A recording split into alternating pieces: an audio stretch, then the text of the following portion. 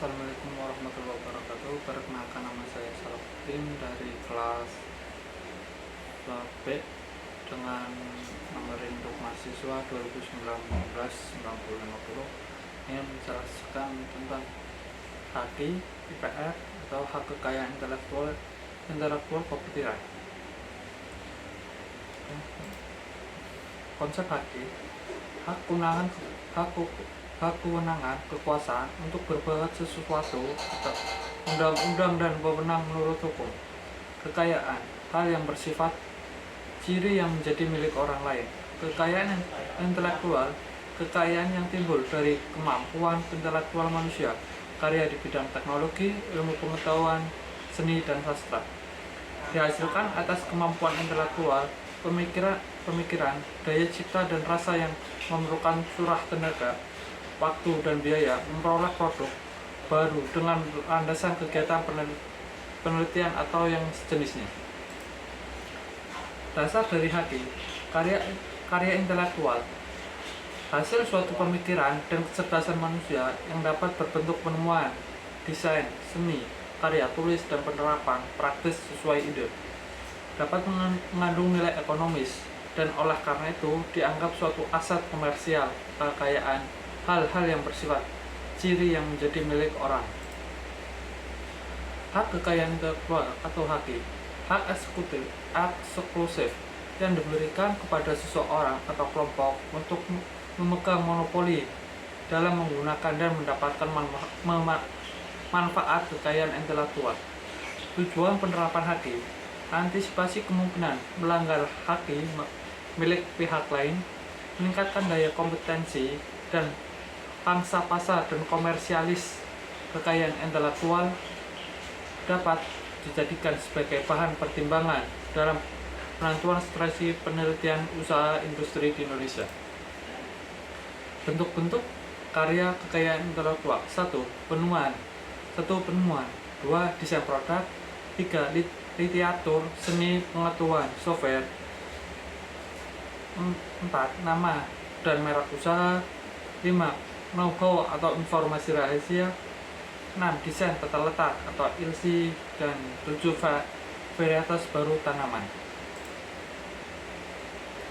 Tujuan penerapan HQ, antisipasi kemungkinan melanggar hak milik pihak lain, meningkatkan daya kompetisi dan pangsa pasar dalam komersial kekayaan intelektual,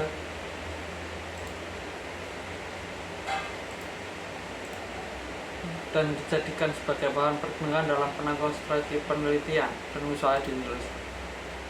Peraturan perundang-undangan HQ di Indonesia. Yang pertama, Undang-Undang Nomor 19 Tahun 2000 tentang Hak Cipta. 2. Undang-Undang Nomor 14 Tahun 2001 tentang Paten. 3. Undang-Undang Nomor 15 Tahun 2001 tentang Merek. 4. Undang-Undang Nomor 30 Tahun 2000 tentang Rahasia Dagang. 5. Undang-Undang Nomor 31 Tahun 2000 tentang Desain Industri. 6. Undang-Undang Nomor 32 Tahun 2000 tentang Desain Tata Letak Sirkuit Terpadu. Dan 7. Undang-Undang Nomor 29 Tahun 2000 tentang Perlindungan Varietas Tanaman. Undang-undang HQ bagi Indonesia. Perlukah? Awareness tentang copyright masih rendah sekali. Indonesia sudah punya undang-undang HQ yang isinya memberi kendali penuh industri IT sehingga terkesan hanya untuk menguntungkan perusahaan-perusahaan besar Amerika dan tidak berpihak pada industri lokal. Kritikan yang sering muncul ada yang berpendapat bahwa konsep hak cipta tidak pernah menguntungkan masyarakat serta selalu memperkaya beberapa pihak dan mengorbankan kreativitas. Adanya yang berpendapat bahwa konsep hak cipta sekarang harus diperbaiki agar sesuai dengan kondisi sekarang, yaitu adanya masyarakat informasi baru. Undang-undang HQ bagi Indonesia keberhasilan proyek perangkat lunak bebas seperti Linux, Mozilla Firefox, dan server HTTP APC telah menunjukkan bahwa ciptaan bermutu dapat dibuat tanpa adanya sistem sewa bersifat monopoli berlandasan hak cipta. Produk-produk yang tersebut menggunakan hak cipta untuk memperkuat masyarakat lisensi yang dirancang untuk memastikan kebebasan cipta dan menerapkan hak eksklusif yang bermotif uang. Lisensi semacam itu disebut copyleft atau lisensi perangkat lunak bebas. Lingkup perlindungan hak cipta atau copyright.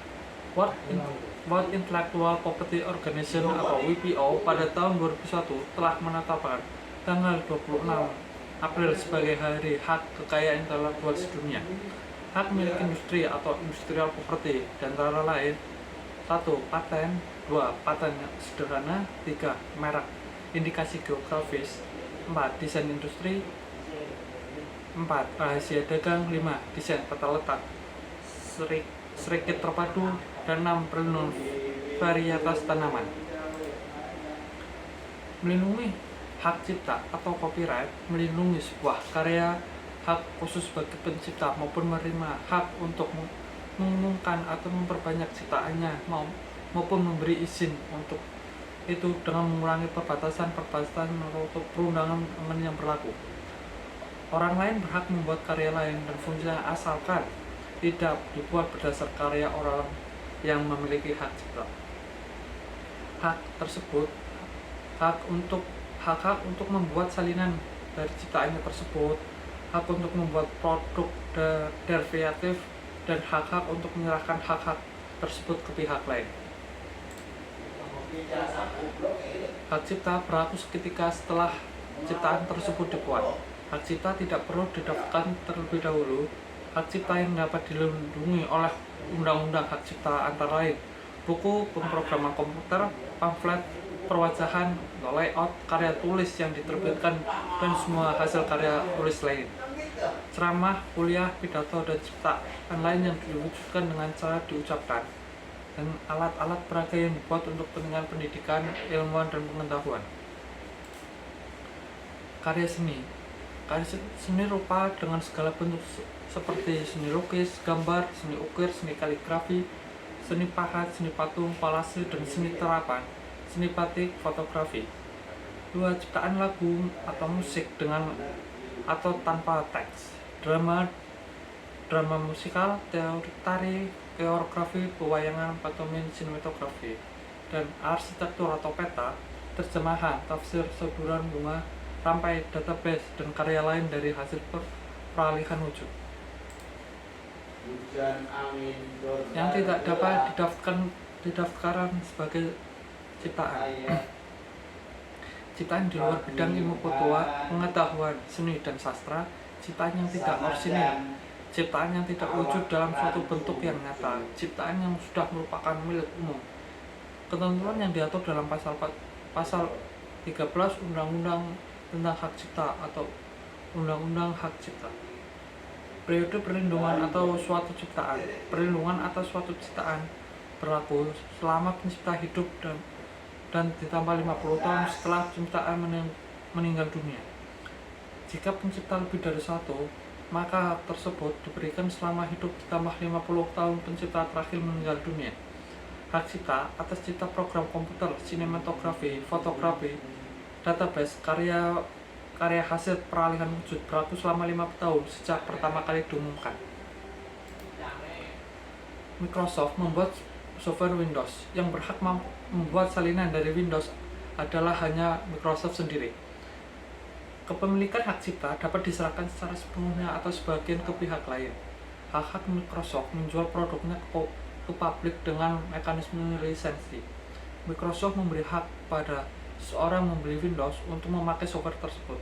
Orang tersebut tidak diperkenankan untuk membuat salinan Windows untuk kemudian dijual kembali karena hak tersebut tidak diberikan oleh Microsoft. Walaupun demikian, seorang tersebut berhak untuk membuat salinan jika salinan tersebut digunakan untuk keperluan sendiri, misalnya untuk keperluan backup. Copyleft, strategi Indonesia berbasis pembajakan.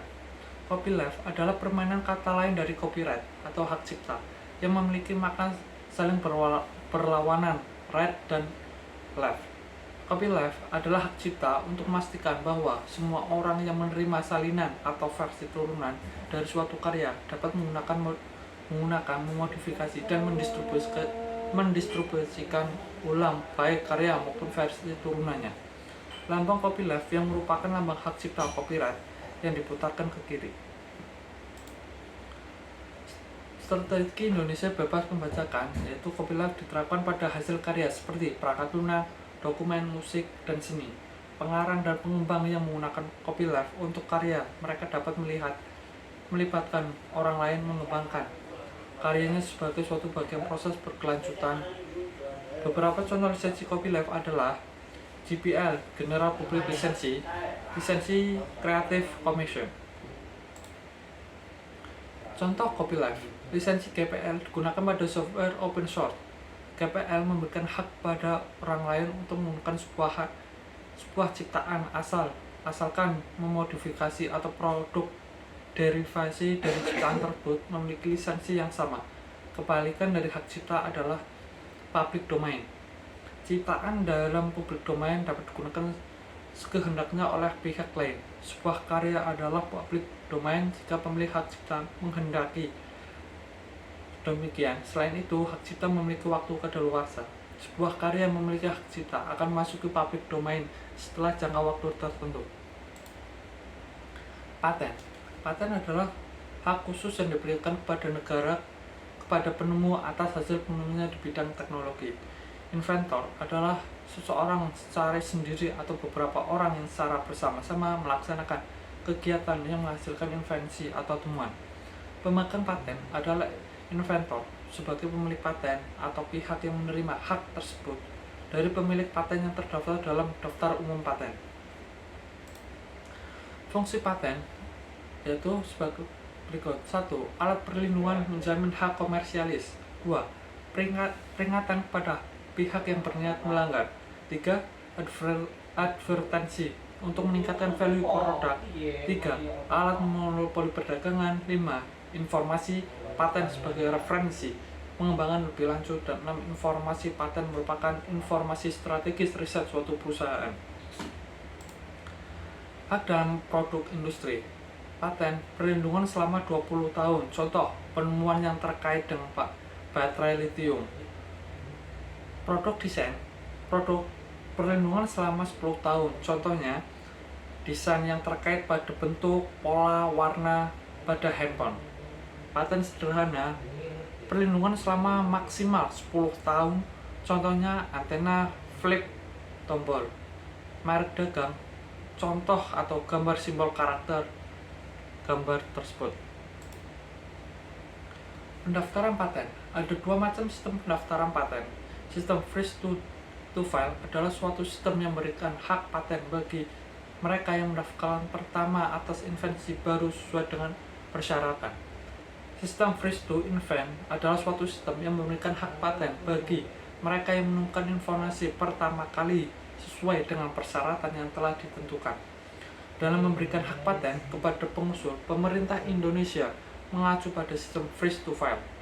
Klaim adalah bagian terpenting dari suatu invensi atau penemuan yang dimintakan perlindungan. Di dalam klaim diungkapkan semua kelebihan teknik invensi tersebut. Jumlah paten atau industrial property dari beberapa produk terkenal. Sony memiliki 38.586 paten di GPO, 11.740 paten di USPTO, dan 3.031 paten di EPO. Boeing memiliki 3.583 paten di USPTO, dan Nike memiliki 1.088 paten di USPTO. Manfaat penelusuran informasi paten. Untuk mengetahui apakah suatu ide penemuan atau hasil penelitian kadaluarsa, duplikasi terhadap paten yang telah ada, tidak sesuai dengan tren perkembangan teknologi, tidak sesuai dengan tren kebutuhan pasar. Penelusuran searching informasi paten dapat dilakukan di beberapa website, di antaranya www.delpiho.com, www.uspto.gov, dan www.epo.gov.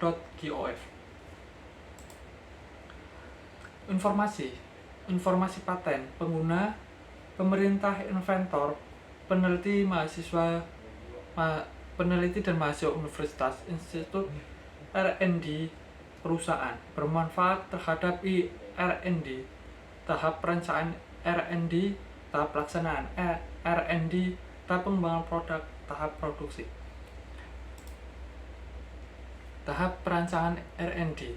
Pemanfaatan informasi HQ tujuannya penelusuran paten, yaitu menghindari duplikasi teknologi yang telah ada, menghindari pelanggaran paten yang berlaku, dan mengetahui tren perkembangan teknologi yang mutakhir.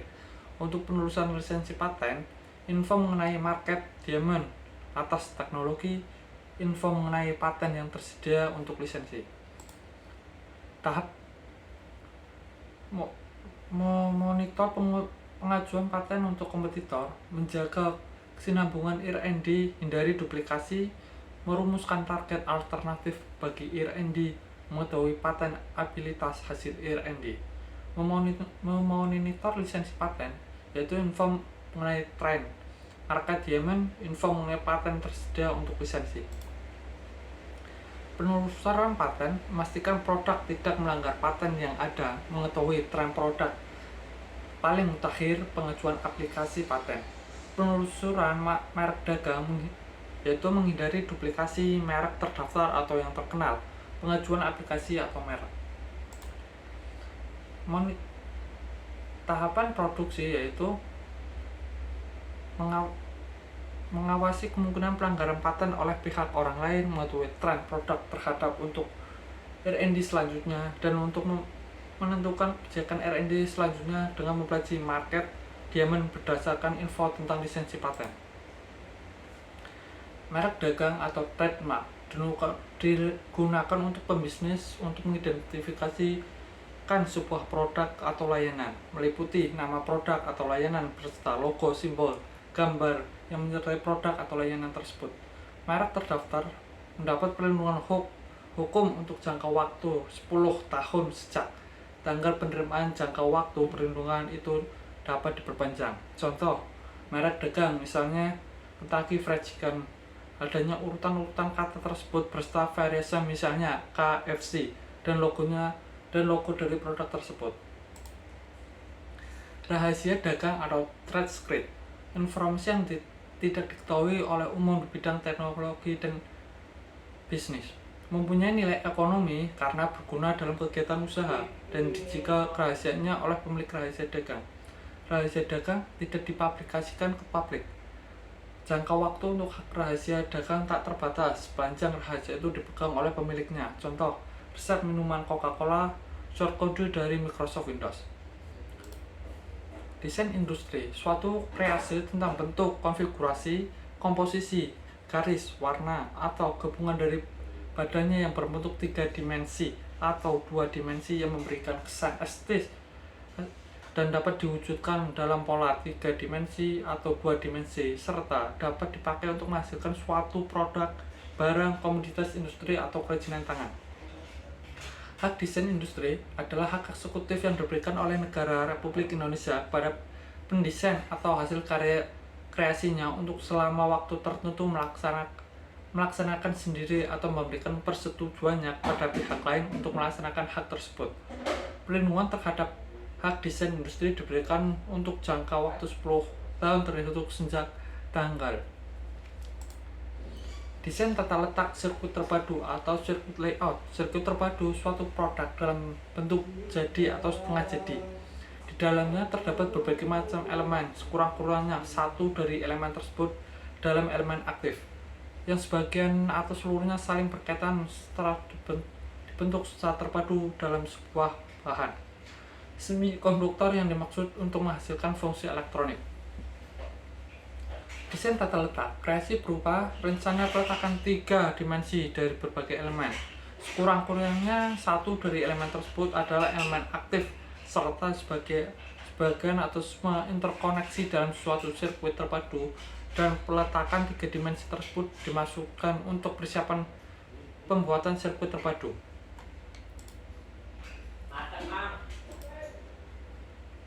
Oke, sekian materi dari saya. Terima kasih. Wassalamualaikum warahmatullahi wabarakatuh.